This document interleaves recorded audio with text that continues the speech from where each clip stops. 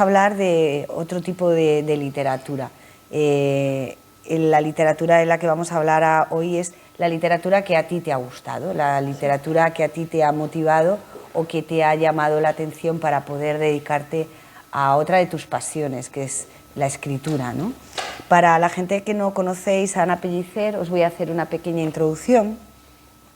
Ella es doctora en Literatura Española e Hispanoamericana por la Universidad Autónoma de Madrid desde el año 2003. Como gestora cultural, eres especialista en programación de la Casa de América de Madrid desde el año 2005.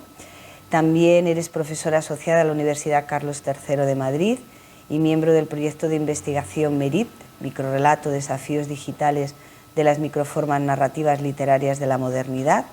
Has publicado artículos y capítulos de libros sobre la relación entre política y literatura y sobre la obra de diferentes autores como Reinaldo Arenas o Jorge Volpi.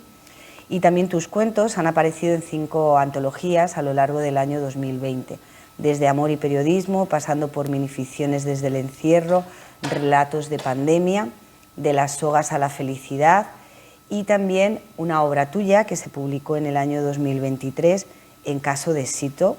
Y bienvenida a Argel y bienvenida a esta actividad que se llama Bibliotecaria, en este caso Bibliotecaria por un día.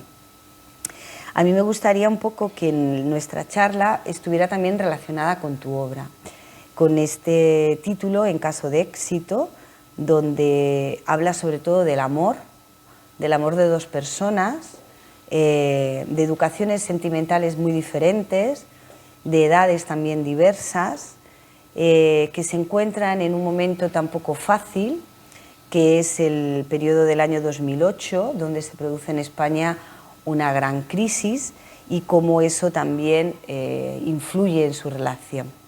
Y me gustaría que el amor apareciera a lo largo de esta charla, pero a través de cómo ha sido tratado en diferentes obras, pero también que tienen relación con tu título, con tu obra En caso de éxito, ¿no? El protagonista masculino de tu obra, en concreto, es profesor de literatura y está especializado en La Celestina. La tragicomedia de Calisto y Melibea, atribuida a Fernando de Rojas, es una de las obras más importantes de la literatura española y habla del amor desde diferentes perspectivas, desde el amor sexual, el platónico, el amor de corrupción, el de admiración. Cuéntanos. Bueno, antes de nada, Teresa, muchísimas gracias por invitarme, muchísimas gracias a vosotras. Es un placer estar en el Cervantes de Argel con un público, además femenino, que me está escuchando con mucho interés y que la verdad es que me hace mucha ilusión estar en esta biblioteca Maxau, que es un autor español al que admiro mucho y que creo que ha sido muy importante, precisamente un autor nuestro del exilio. Y bueno, gracias por invitarme a esta charla y por hacer ese hilo conductor que tiene que ver con mi novela, que es una novela que se titula, como muy bien has dicho, En caso de éxito y que publiqué el año pasado. Antes de nada, os tengo que explicar el título de la novela. Es una pena que no la tenemos aquí, pero la vamos a tener. Teresa me ha contado que está prácticamente llegando, o sea que la podréis consultar en los siguientes días. La idea es que el explorador Shackleton, el explorador británico Shackleton, que sabéis que es el que descubrió la Antártida, publicó en 1914 un anuncio en varios periódicos británicos en los que pedía gente que se enrolara en su tripulación. Y entonces la parafraseo un poco de memoria y dice algo así como: se buscan personas intrépidas que quieran ir a una expedición en la que no se sabe lo que se va a encontrar, honor y gloria en caso de éxito. Entonces, ese en caso de éxito es lo que a mí me inspiró para este título, que tiene que ver con esa idea de que la mayoría de las veces el amor es algo pues, que vas buscando sin saber muy bien si vas a tener éxito o no, pero que hay un incremento que te deja y que solo por eso consideras que es necesario luchar y emprender esa expedición. Entonces, a mí me pareció que esa idea tan metafórica, ¿no?, de la expedición a un sitio inexplorado, a un lugar al que no se sabe si se va a llegar, con una serie de hombres que te acompañan también por unos ideales, ¿no?, de valentía o de unos ideales muy épicos, que en el fondo cualquier historia de amor tiene algo que ver con eso, ¿no?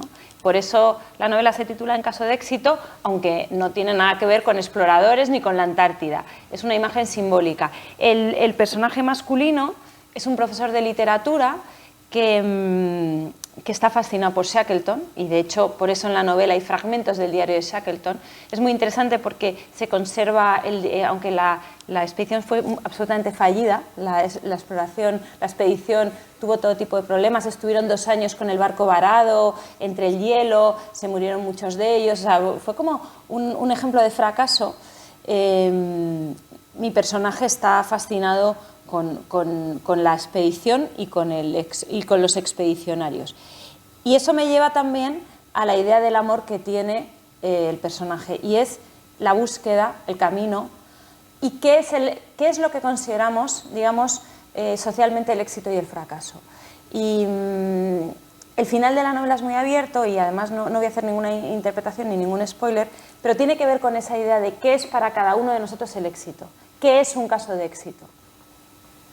La historia de amor que él y ella llevan a cabo tiene que ver con ese preguntarse sobre qué es el éxito convencional, qué es el fracaso convencional, y el desarrollo de la historia, y sin avanzar nada, lo que os digo es que tiene que ver con que no la imagen convencional del éxito es el verdadero éxito, ¿no? Entonces, sobre eso trata conceptualmente la novela, pero si aterrizamos en lo práctico de lo que ocurre dentro de la novela, lo que ocurre es que hay un señor que es un catedrático de literatura que está escribiendo un libro de ensayo, porque él es catedrático de literatura, ensayista, que se titula Actualidad de Calisto y Melibea. ¿Y qué defiende él en ese libro? Defiende que la Celestina es un texto absolutamente vigente, absolutamente actual, lo tengo aquí, que podemos leer la Celestina, escrita en 1499 por Fernando de Rojas, un converso que ocultó su identidad, y que sabéis que el libro primero fue anónimo y luego se descubrió quién era el autor. Lo podemos leer en clave absolutamente contemporánea y en clave absolutamente actual.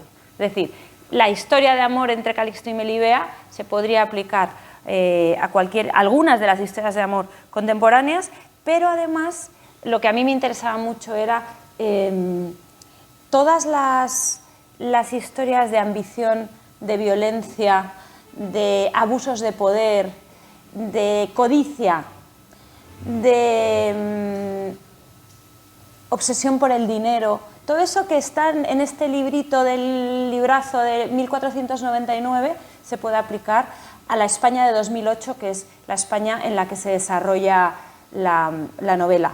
En 2008 en España, no tenéis por qué saberlo, hubo una crisis económica brutal. Entonces los 2 personajes también están en ese contexto. Para mí era muy importante situar esta historia en un contexto muy complicado, muy complejo de la historia de España, en un momento en el que, además, que todavía no sé si lo hemos narrado muy bien desde la literatura, creo que un momento en el que hubo muchas contradicciones y yo creo que muchas miserias cotidianas, muchas violencias cotidianas, muchas precariedades cotidianas de las que todavía creo que seguimos sufriendo. Entonces, mi idea era establecer un nexo entre la literatura del pasado con el presente contemporáneo y defender esa idea de que la gran literatura del pasado es absolutamente vigente en el presente y sobrevive muy bien, ¿no? Y que nuestra vida cotidiana está rodeada de Calistos, Melibeas, Pármenos y Sempronios, que son los dos criados, ¿no? Entonces, también lo que quería hacer es que el libro fuera una novela muy libresca, es decir, es una novela que tiene muchísimas referencias literarias todo el tiempo, o sea, es una novela en la que hay muchos libros dentro del libro. Eso no es nada original, eso lo hizo Cervantes fenomenal, Cervantes, que estuvo preso en Argel. Ayer estuve en la cueva de Cervantes. Entonces, esa idea de que cualquier libro es hijo de todos los libros que se han escrito anteriormente, ¿no? Y yo, como autora y como individua, me siento absolutamente hija de toda mi biblioteca real y simbólica, ¿no? Por eso es maravilloso estar aquí en una biblioteca, porque en mi libro es muy importante la realidad, pero es muy importante, la realidad que intento contar, pero es muy importante la biblioteca sobre la que está asentada esa novela, ¿no? Sí, es verdad, porque lo vamos a ver a lo largo de esta charla. En tu obra efectivamente hay un protagonismo de otras obras, van siendo como también referencias que tú vas marcando a la hora de tu escritura, y una de ellas también la llevas a los propios personajes, ¿no? Los protagonistas durante tu obra se comunican mucho a través de la escritura, bien a través de diarios, a través de cartas y a través de mails. Hay un epistolario que también el amor se ha hecho a través de las cartas, y en este caso me gustaría que habláramos de dos grandes de la literatura española, que fueron Benito Pérez Galdós y Emilia Pardo Bazán, que mantuvieron una relación de amistad a lo largo de los años, de admiración, pero que llegaron a ser amantes. Hicieron una correspondencia epistolar que se prolongó durante décadas, pero de la que solo se conocen las cartas de ella. Se sabe que existen las de él, pero no han sido todavía encontradas, o sí encontradas, pero no puestas a disposición del público. Y las cartas que se conocen se recuperaron en una edición publicada por Turner en el año 2020, que tiene además un título muy delicioso, ¿no? Porque es Miquiño mío, cartas a Galdós, ¿no? Porque ella era gallega. Bueno, es que me encanta que me saques todos estos temas en torno a doña Emilia y a don Benito, que son una pareja que para mí han sido una pareja rectora literariamente, y luego también desde el punto de vista biográfico son dos escritores a los que he admirado. He leído mucho desde la adolescencia, pero luego de adulta he aprendido a admirar mucho y a querer. O sea, yo a doña Emilia la adoro, a Pérez Galdós lo adoro, y entonces cuando se publica el epistolario lo devoré, ¿no? Con todas las precauciones y el pudor, ¿no?, de entrar en un epistolario amoroso de dos personas que no han dado permiso para publicar esas cartas. Es decir, que ahí hay una cosa también de un problema ético, ¿no?, de meterte en la intimidad de alguien que no ha querido publicar sus cartas y de ser un poco voyeur. Todo eso me interesaba mucho. Siempre he sido muy lectora de cartas. Por ejemplo, soy una fanática de las cartas de Kafka. Estamos en el año Kafka, hace 100 años que murió, os las recomiendo mucho. Entonces, claro, yo pensé, si estoy contando una historia de amor que ocurre en 2008, ¿cómo es verosímil? Son unos amantes clandestinos. Es una historia de amor, eso no lo hemos dicho. No. Son amantes clandestinos. Entonces, claro, ¿cómo hablan unos amantes clandestinos en el 2008? ¿Por WhatsApp? No, porque no existía el WhatsApp. Por correo electrónico. Entonces yo me inventé una primera parte de la novela que se titula Ciudad, en la que lo que hago es transcribir esos correos electrónicos entre los dos amantes, ¿no? Y claro, ahí pensé mucho en toda la literatura epistolar de toda la tradición hispánica, francesa, y la adapté a 2008 y dije, ¿cómo sería mantener una relación clandestina de amor, de deseo, de clandestinidad a través del correo electrónico? Y voy a confesar una cosa, y es que el único anacronismo que tiene, o sea, la única cosa, ¿cómo te diría?, un poco fake que tiene la novela, es exactamente, y yo creo que tú no lo sabías, pero lo has descubierto secretamente. En la novela, el personaje masculino, el hombre le regala a la mujer el epistolario de doña Emilia y Galdós, y le dice, no, ella recibe un sobre con ese epistolario, y entonces lo que hace es como de alguna manera establecer, nosotros somos como ellos 100 años después, ¿no? Que es también como una prueba de amor hacia ella, diciendo, ese amor tan bonito, tan compañero que ellos tuvieron, ¿no?, tan solidario, tan políticamente solidario, nosotros también lo tenemos. ¿Cuál es el anacronismo y el fake? Que la novela ocurre en 2008 y el epistolario se publicó en 2020. O sea, no hubiera podido pasar nunca eso. Es la licencia poética que yo me tomé como escritora porque es que me lo pedía a gritos. O sea, mis personajes se tenían que regalar ese libro, ¿no? Y tenían que volver a establecer una... O sea, conectarse a través de ese libro también, porque están muy conectados a través de la literatura. Entonces, dije, pues mira, lo maravilloso de la novela, de escribir ficción, es que te puedes inventar las cosas, ¿no? O sea, la ficción es inventada. Entonces yo, pues, lo voy a hacer. Y nadie sabía, la verdad es que nadie me ha preguntado por ahora y nadie se ha dado cuenta, y tú, sin darte cuenta, te has dado cuenta. Y sobre esta parte te quiero contar también que hay un tercer personaje. La novela tiene esta historia de amor entre los dos, pero yo en un determinado momento me di cuenta de que era una historia demasiado densa y que podía ser un aburrimiento para el lector. Y de hecho, mi hijo siempre me dice, mami, es que escribes cosas súper aburridas y tal. Y entonces yo dije, claro, o sea, estas dos voces son muy claustrofóbicas, ¿no? La novela la terminé en pandemia, entonces yo estaba muy encerrada, o sea, la trama es muy claustrofóbica y muy encerrada. Y entonces dije, aquí tiene que aparecer un personaje viajero, ¿no? O un personaje como que le dé un poco de gracia a esto, porque si no, acabamos todos como deprimidísimos llorando. Y entonces me inventé un personaje que es una poeta colombiana que se relaciona con la que ellos se relacionan a través de su libro. La poeta colombiana escribe una novela que entre ellos se regalan también. Y en torno a esa novela, que es una novela además que existe, de verdad, que se llama Para otros es el cielo, ellos también se relacionan en la vida real a través de esa ficción. Y entonces esa poeta también se relaciona con ellos a través de cartas. Entonces, claro, volvemos al punto de partida, ¿no? Las cartas, el amor, la realidad, la ficción, la literatura como fuerza salvadora, la literatura como lenguaje que da sentido a la vida, la literatura como constitutiva de los individuos y como fuerza para seguir adelante en muchos momentos. Claro, yo creo que efectivamente el amor es, como se suele decir, mueve montañas, ¿no? Con lo cual, y es verdad que como estamos viendo, el amor no solamente tiene una sola vía, no hay un amor real o no, puedes tener diferentes maneras de amor, incluso existe el amor no correspondido o incluso el inconfesable.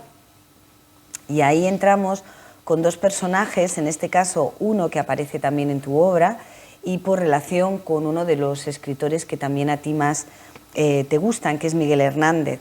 Miguel Hernández es un poeta y dramaturgo de especial relevancia en la literatura española, obviamente, que se engloba dentro de la generación del 36, pero Dámaso Alonso decía que era el genial epígono de la generación del 27. Si bien él estaba casado, de hecho su mujer se llamaba su esposa Josefina, él tuvo una relación muy duradera con una pintora, una de las grandes, Maruja Mayo, de la cual nunca ella le dio ninguna esperanza. Y Miguel Hernández tiene una carta apócrifa a Maruja Mayo, que dice así: si me vieras, amor, si tú me vieras, tanto tiempo ha pasado, no sé dónde andarás. Dijeron Buenos Aires, sí, dijeron, pero quién sabe ya. ¿Cómo saberlo? Nunca pedí noticia de tus pasos, porque te odié con enconada inquina, pero también te amé, como a ninguna, tú, Maruja, descarada tormenta de rayos y centellas, insolencia amarilla desafiando a la lluvia. Afuera, siempre afuera, en la tierra y el aire, en el surco y la era, libre, libre como esta lluvia tenue que no lava mis penas.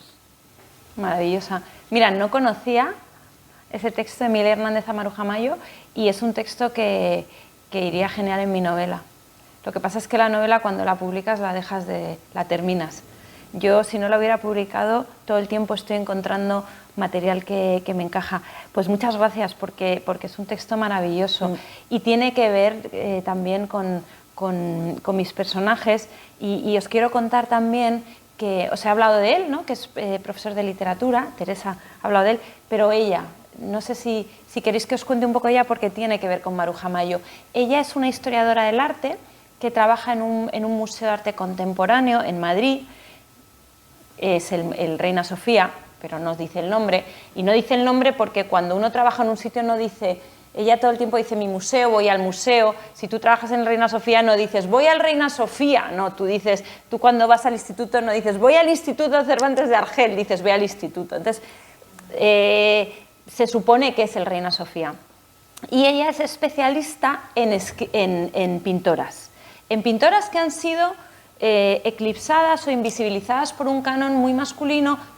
También de eso voy a hablar esta tarde en la conferencia, ¿no? Sobre cómo el canon patriarcal eclipsa o invisibiliza a las autoras en literatura, en arte. Entonces ella se especializa en Ángeles Santos, en Maruja Mayo, en Paula Rego, en una serie de pintoras que son muy relevantes. Concretamente Ángeles Santos y Maruja Mayo son pintoras de antes de la guerra, de la época del surrealismo, que fueron muy invisibilizadas como el canon, como he dicho, y en el caso de Ángeles Santos totalmente censurada por su propia familia. Una pintora extraordinaria, y la familia la acabó ingresando en un psiquiátrico. O sea, una historia muy triste, muy violenta hacia las mujeres creadoras, ¿no? Entonces, mi personaje está obsesionada con esa idea de recuperar a esas grandes pintoras, ¿no? Y una de ellas es Maruja Mayo, que la podéis buscar en internet. Es una pintora surrealista, absolutamente avanzada para su época, absolutamente pionera, valiente en su vida personal, muy libre, muy distinta a lo que marcaba los cánones de la época, ¿no? Y luego hay otra cosa que tiene que ver también, que encaja con la novela, y por eso aparece Maruja Mayo varias veces, es que la novela se desarrolla en 3 sitios: en Madrid, donde viven los 2 protagonistas, en Galicia, de donde es ella originariamente. Galicia es una región del norte de España, y entonces hay varios capítulos que ocurren en Galicia. Y Maruja Mayo era gallega. Maruja Mayo era de Vivero, de la provincia de Lugo, es la provincia de la que es mi familia materna, y entonces yo siempre sentí como una cierta afinidad con Maruja Mayo, y por eso aparece. Y luego hay otra pintora portuguesa que aparece mucho, que es Paula Rego, que acaba de morir hace poco, y que es una pintora también súper interesante. Os recomiendo que busquéis su obra. Es una obra muy onírica, muy llena de sueños, de pesadillas, con un discurso visual muy fuera de lo convencional. Y entonces mi personaje está comisariando una exposición sobre Paula Rego. Entonces, todo eso a ella le lleva a hacer también unas reflexiones sobre el papel de la mujer, sobre el lugar que ocupa la mujer en la cultura, ella nació después de la muerte de Franco, o sea, ella nació ya en democracia, pero tiene ahí como una reivindicación de la mujer aún en democracia, y de los lugares que debemos ocupar y que podemos ocupar.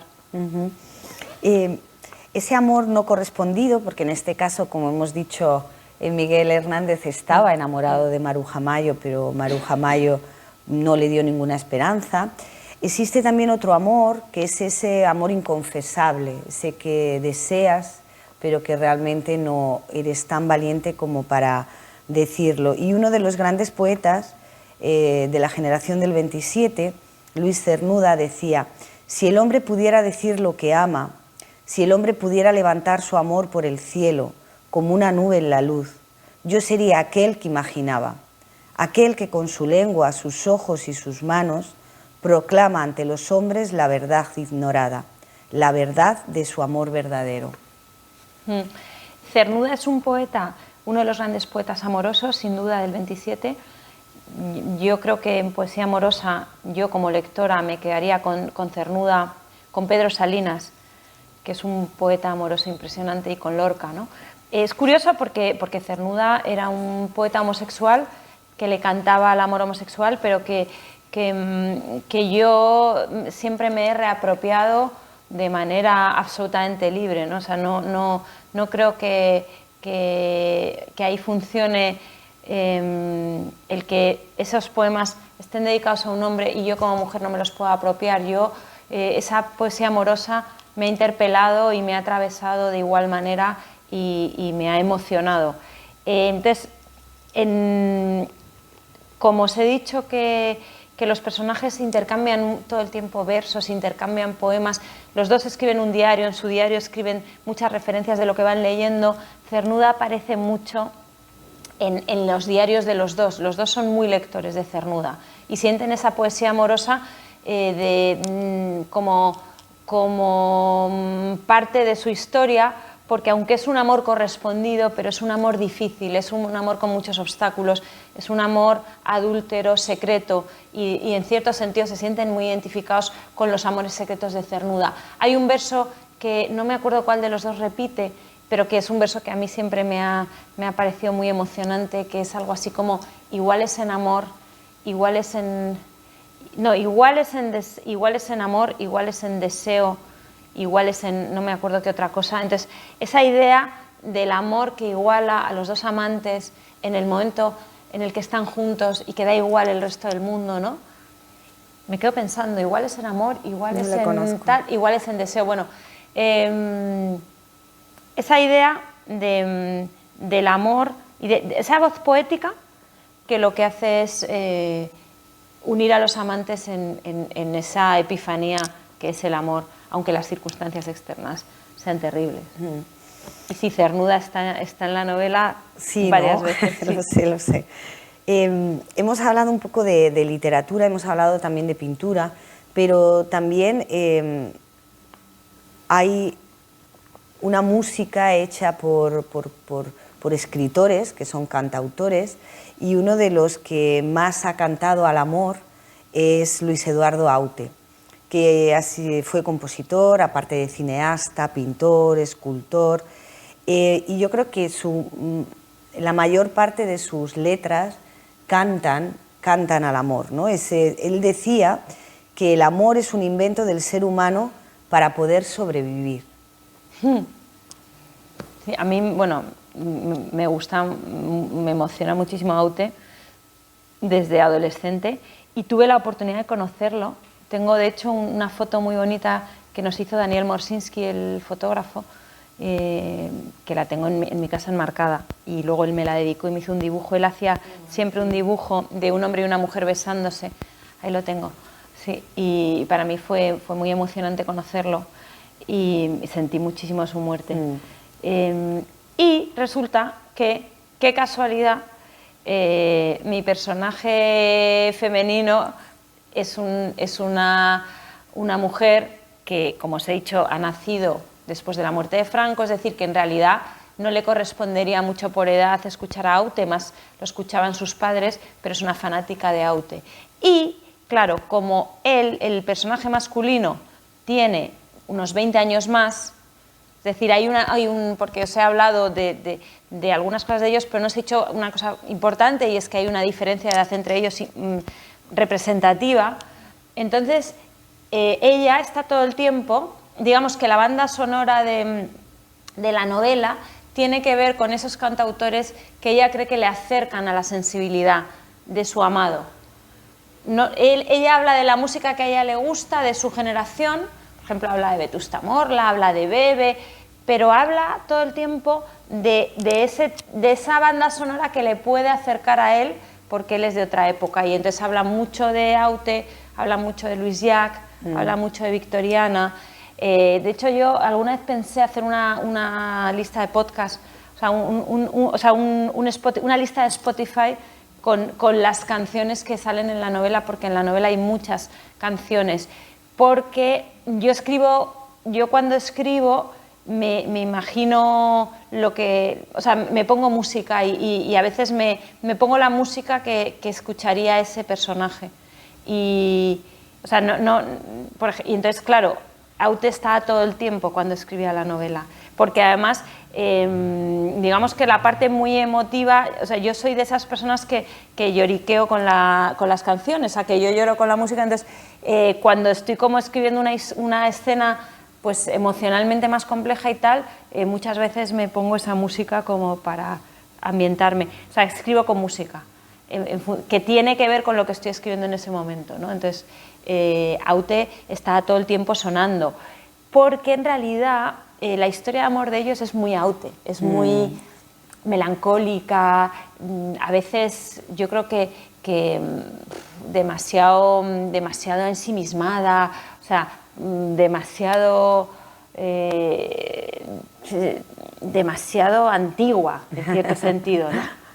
El otro día tuvimos aquí también la suerte de tener a otro escritor, Juan Gómez Bárcena, y también nos decía eso, ¿no? Que él escuchaba y que muchas veces la música condicionaba al personaje, al desarrollo del propio personaje. Entonces yo creo que efectivamente la música entronca muy bien con la literatura a todos los niveles, ¿no?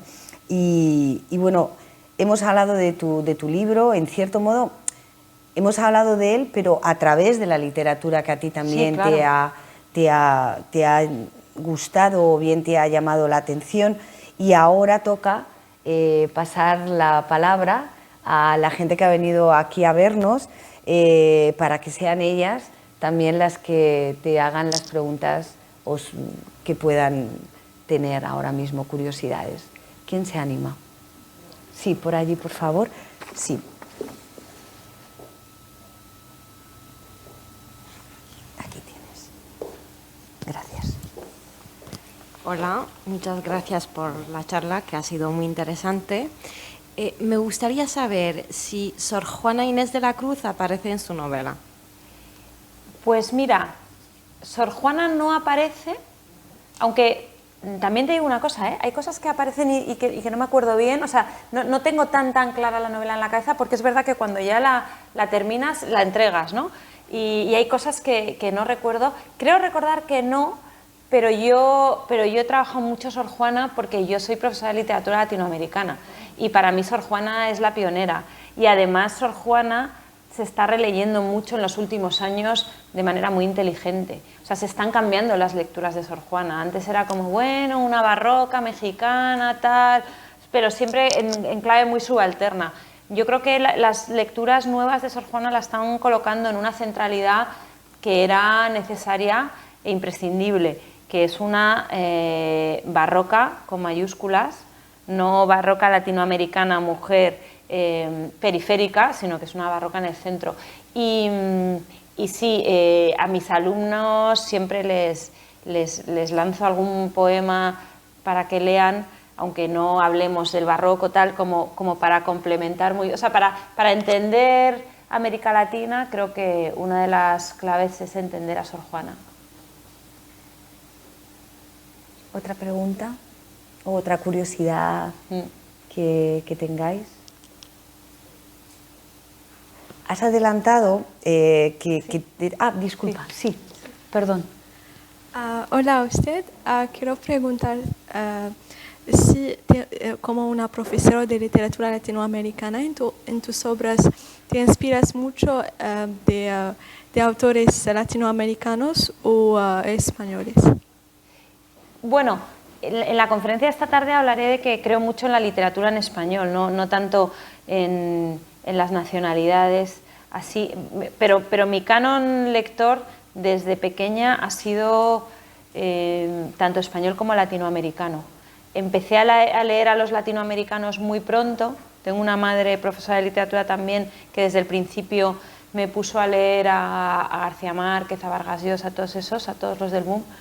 Y luego estudié filología hispánica, pero desde el principio me especialicé en América Latina. Hice mi tesis sobre América Latina y he sido profesora de literatura latinoamericana. Es decir, que para mí la literatura latinoamericana está totalmente en el centro de mi biblioteca interior, ¿no? Y luego admiro mucho a autores latinoamericanos y leo contemporáneos y no contemporáneos.